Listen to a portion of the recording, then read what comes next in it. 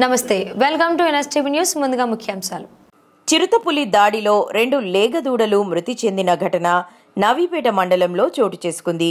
ఆబాపూర్ గ్రామంలో గురువారం రాత్రి అబ్బయ్య అనే రైతుకు చెందిన పశువుల కొట్టాల్లో చిరుత దాడి చేసింది.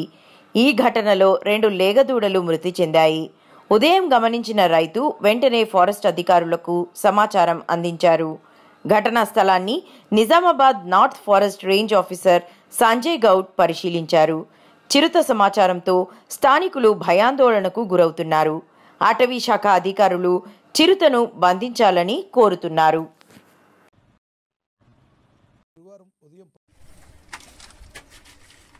ఒకటి